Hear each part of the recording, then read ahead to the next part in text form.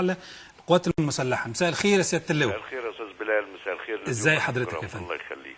اتفضل. هو بس انا عليه تعليق بسيط. اتفضل يا سياده اللواء. ما اذيع امس على قناه الحياه بخصوص الجاسوس الاسرائيلي اللي تم القبض عليه بواسطه الامن القومي، من ضمن الحاجات اللي قالتها قناه الحياه ان هذا الجاسوس كان من ضمن مهامه انه يحدث فرقه بين الجيش والشعب. دي مش من عندياتي، دي قناه الحياه قالتها امبارح لما جابوا الخبر بتاع القبض على الجاسوس. ده مش تحليلي ولا ده رايي، انما ده الكلام اتقال امبارح على قناه الحياه، وممكن حضرتك ترجع لقناه الحياه اللي اذاعت الخبر عن القبض على الجاسوس. تمام. ده مش تحليل مني ولا راي شخصي. طب ما نشرته صحيفه اليوم السابع يا سياده اللواء منسوبا ان حضرتك قلته في برنامج القاهره اليوم. انا بعد ما شفت الخبر ده في قناه الحياه، كانت القاهره اليوم عامله موضوع عن حظر التجوال اللي هينتهي يوم 15، وطلبوا مني هل معنى فض حظر التجوال اللي هو كان الثلاث ساعات اللي كانوا فاضلين من الساعه 2 للساعه 5 هل ده معناه الجيش هيترك الشارع؟ قلنا لهم لا، الجيش هيستمر، ولكن حظر التجوال عشان تشجيع السياحه وخصوصا السياحه العربيه، لان انت عارف الاخوه العرب بيحبوا يسهروا بالليل، فعشان ننشط السياحه ودي مشكله قايمه. قلنا هنشيل حظر التجوال، لكن هتستمر الحملات اللي موجوده في الشارع، ولكن ليست لحظر التجوال ولكن لضبط الشارع. تمام. كان قبلها مباشره كنت سامع على قناه الحياه الخبر بتاع الجاسوس، وانا سمعته عرفته من على القناه الحياه اللي هي لونها احمر دي، وقالوا من ضمن المهام او اللي كان مكلف بها هذا الجاسوس هو احداث فرقه بين الجيش والشعب. فده مش راي شخصي ولا تحليل شخصي، لكن ده خبر ولا معلومات. ده طيب خبر انا يعني بشكر حضرتك، وده عشمنا فيك يا سياده اللواء، لانه لا تتخيل مدى الكلام الذي أثير بعدما نشره موقع اليوم السابع وصوروا ان حضرتك كأنك بتقول ان الجاسوس ده الناس اللي انتقدوا المجلس العسكري في بعض الأمور، ولعل حضرتك النهاردة احنا سعدنا بما قالته لنا الأستاذة راجية عمران عن اللقاء الذي تم، كأنه أي حد بيثير هذه الانتقادات فهو انصاع للجاسوس الإسرائيلي. احنا انت عارف يا أستاذ بلال، احنا ما عندناش هذا الأسلوب في التعامل. ده خبر قالته قناة الحياة امبارح لما اعلنت عن الجاسوس، وكان اظن في مداخله من اللواء سيف اليزل، وقناه الحياه من ضمن المهام اللي كان مكلف بها هذا الجاسوس احداث فرقه بين الجيش والشعب. ده مش تحليلي ولا رايي. تمام. انا بشكر حضرتك لانه موقف حضرتك معروف وبدا لنا في الميدان واحنا شفناه في ميدان التحرير، لكن انا عايز اسال حضرتك وانتهز الفرصه ان حضرتك مشرفني واسال حضرتك، الا ترى انه السماح أو الصياغة الملتبسة اللي كانت موجودة ولا زالت للأسف في بيان النيابة العامة حوالين القبض على الجاسوس والقول إن الجاسوس ده كان بيقوم بتحريض المتظاهرين على القيام بأعمال شغب تمس النظام العام، برغم أن نفس اللواء سامح سيف اليزل بيقول إن هو ما بيتكلمش أصلا عامية مصرية. ألا ينبغي أن يتخذ المجلس العسكري إجراءات رادعة ضد القنوات والصحف والمواقع التي ضمنا تتهم الجيش بأنه حمى ثورة حرض عليها الإسرائيليين؟ يعني أنا طالما الموضوع في النيابة يا أستاذ بلال، إحنا بنحترم تحقيقات النيابة والإجراءات النيابة. لما بنتدخل في أمور زي دي، وده يمكن كان قريب كان في أحد القنوات قالت برضو باسم الجيش حاجة، ولما جبنا واتكلمنا معاهم وما كانش تحقيق كان استيضاح، قال لك انتوا بتقيدوا الرأي وضد الصحافة وضد حرية الصحافة وضد حرية الرأي في الإعلام. احنا مش عايزين ندخل في الدايرة دي عشان ما تضافش لينا زي المحاكمات العسكرية. تمام. بالمناسبة النهاردة كانت المجموعة بتاعت المحاكمات العسكرية اتصلنا بيهم وقالوا لنا كلام مشجع جدا، وهم خارجين بانطباع ايجابي جدا. راجية عمران ومنى سيف ومجموعة من الناشطين، وكان الدكتور ممدوح حمزة موجود، وكان الدكتور عايدة سيف الدولة. لا أعراف. طيب أنا عايز أسأل حضرتك سيادة اللواء، هل نعتبر، ولو أن احنا طالبنا بمثل هذا اللقاء كثيرا بس الحمد لله أنه حصل، هل نعتبر دي بادرة لأنه كل ما يثار يتم تصفيته أول بأول بدل ما يتساب لتضخيم ولمرارة وشعور بالتجاهل؟ أستاذ بلال، أعتقد أن أنت كان ليك أكثر من قعدة مع أعضاء من المجلس، وأنا يمكن كلمتك مرة بالتليفون وشكرتك على مقال كنت كتبته في جريدة المصري اليوم. تمام. احنا لا نفرغ ولا نسطح امور، ولكن احنا بنوضح بعض الامور. يمكن الاخت النهارده راجيه وكان معاها مجموعه طبعا من الاخوه الاعزاء، قعدنا معاهم حوالي 4 ساعات، وقلت لهم احنا هنسمع 90% وهنتكلم 10%، قولوا كل اللي عندكم، ولو في حاجه مش واضحه احنا هنوضحها. المحاكم العسكريه بتقولوا في 2000 واحد اتحكموا محاكم عسكريه، كلها اعمال بلطجه وسرقه وتعدي على مولات، وقلت لهم مول اركاديا وكارفور والناس كانوا بيراعوا المدنيين في الشارع. دول فعلا احنا بنحولهم لمحاكمات عسكريه. ويمكن في البعض من اللي هم كانوا قلقانين على البلد قال لك ما تخلي الجيش يعمل احكام عرفيه. احنا رفضنا الكلام، ما تضربوا بايد من حديد، برضو الموضوع مش كده.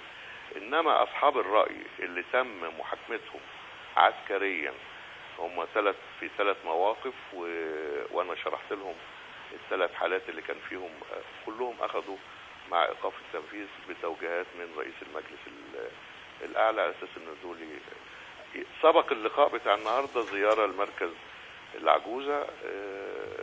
شفنا مجموعه من المصابين من اللي شاركوا في ثوره 25 يناير، وعملنا معاهم لقاءات طيبه، وكان لقاء طيب. جميل، ان ملف المصابين ده برضو كان فيه العديد من الشكاوى.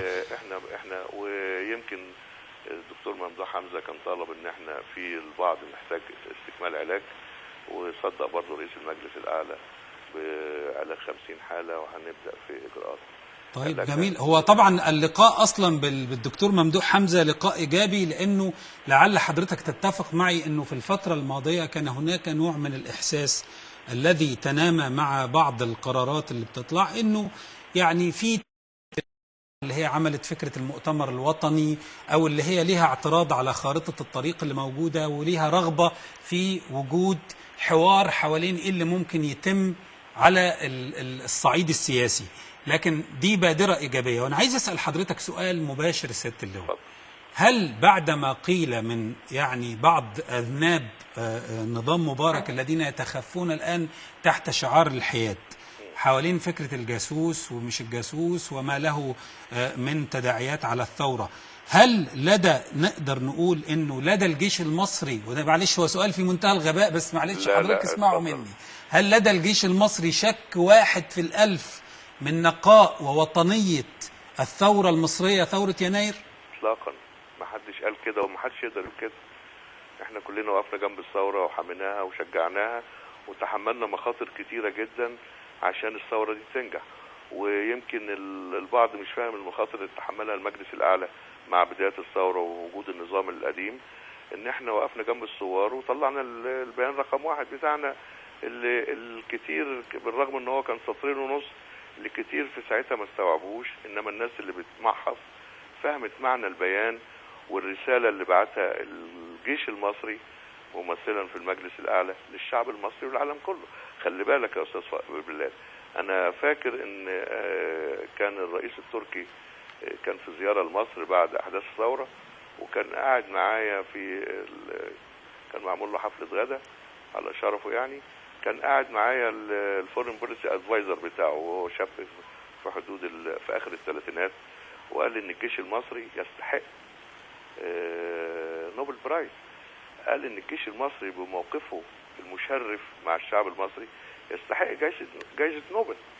فاحنا يعني احنا برضو دي مش هو ده الموضوع ان احنا من بداية نزولنا الشارع ومع البيان رقم 1 احنا جنب الشعب وجنب الثورة وفاهمين المطالب المشروعة، والكلام ده كان واضح. احنا لا نزايد ولا لا احنا تمام. طيب الست اللي هو تعليق حضرتك على بعض الأصوات اللي في الصحافة الحكومية التي يعني نأمل أنه يبقى فيه يعني تغيير في المستقبل إن شاء الله لما تقوم حكومة مدنية منتخبة في أدائها ودورها، اللي بدأت تكرر نغمة أنه الجيش مثلا كان هيقوم كده بالثورة في مايو، أنه يعني الجيش ما كانش هيسكت، فكرة التقليل من دور الثورة نفسه وتعظيم دور الجيش لإرضاء يعني أو ما يتصورون أنه إرضاء للجيش. حضرتك لما بتقرأ ده بتعلق على ده؟ أبرأ أن أي حاجة زي دي تنسب للجيش إطلاقا.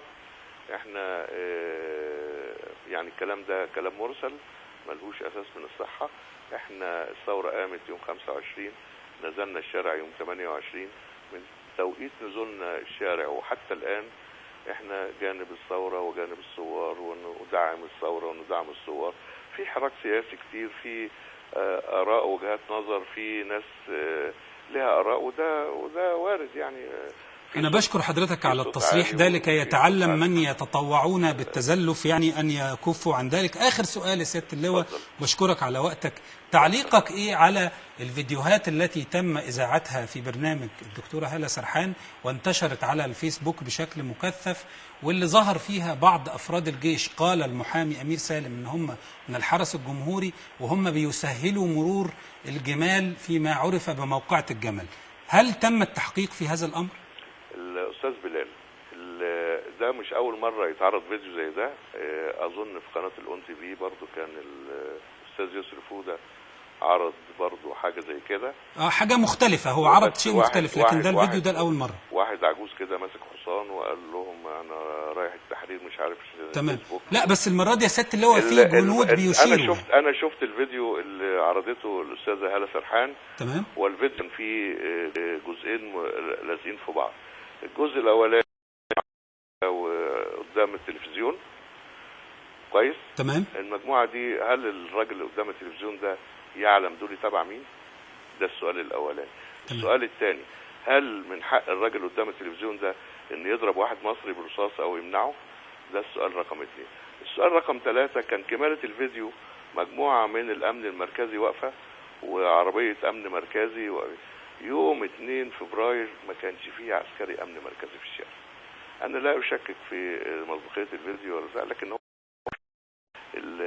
اكيد حضرتك شفته. تمام. شفته. وكان في عساكر امن مركزي واقفه وعربيه امن مركزي بتدهس بعض المواطنين. يوم 2 فبراير ما كان مع بدايه نزولنا يوم 28 ما كانش فيه عسكري امن مركزي داخل ميدان التحرير او في المنطقه المحيطه بميدان التحرير. ده مكونات الفيديو. احنا مش عايزين نخون ومش عايزين نقول اصل ده انا الدكتور ممدوح حمزه النهارده قال لي حاجه غريبه جدا، وقال لي انا هجيبها لك، ان في البعض بيصور افلام ضد الجيش. بيصور باخراج ناس ترتدي زي شرطه عسكريه. ده حقيقة العهد عراوي هو اللي قال لي كده. انا ما شفتش بعيني. احنا مش عايزين نوصل لهذه المرحله من التخوين بين الجيش والشعب. الجيش طيب، الا يمكن ان يقول يا سياده اللواء حد انه في الوقت ده ما كانش لسه الجيش حسم موقفه بالانحياز الى الثوره؟ اطلاقا. كان موقف الجيش بالانحياز الى الثوره سابق. استاذ بلال، الجيش لما ينزل الشارع في وجود تظاهرات يبقى الهدف من نزول الجيش الشارع انه يفض هذه التظاهرات. طب ليه ما منعش الاشتباك اللي حصل من المغيرين على الميدان؟ انا برضو عايز اقول الجزئيه دي وهوضحها. انا كنت موجود في الميدان من بدايه الاحداث لغايه نهايتها، وانا ليا علاقه بكل معظم اللي كانوا موجودين في الميدان، سواء لجنه الحكماء او كل العناصر الموجوده او وليا اتصالات بيهم حتى الان، ويلجأوا لي في بعض الامور اللي بنناقشها او بيستوضحوها. استاذ بلال، مين قال ان دول اللي جايين يضربوا دولي؟ مين قال ان دول اللي لابسين فانيلا حمراء الاهلي ودول اللي لابسين فانيلا بيضاء الزمالك ودول جايين ضد دول؟ مين قال؟ ايه المعلومه اللي جت قالت ان في ناس جايه تضرب ناس؟ اللي كان بيدخل الميدان كان بيدخل بحريه، واللي بيخرج من الميدان بيخرج بحريه. احنا كنا بنأمن المنشآت الحيويه اللي داخل الميدان، وفي نفس الوقت بنأمن الصور. كنا بنأمن اللي عايز ميه كنا بنديله ميه، اللي عايز اكل كنا بنديله يعني لم يكن موقف يعني متخاذل تجاه حمايه المتظاهرين اطلاقا. هل انت تتخيلها يعني؟ لا، ده انا بسأل لانه دي مسألة عندما توضع مجموعة وقائع وملابسات حصل فيه كلام كتير جدا. هل الجيش اللي قاعد من يوم 28 لغاية يوم 2 فبراير مستني شوية ناس بجمال وبتاع عشان يجي يمشوا؟ ده سؤال. والناس اللي جايين دول مين قال ان دول ضد او مع؟ يعني الصورة بتقول انه في ناس بتضرب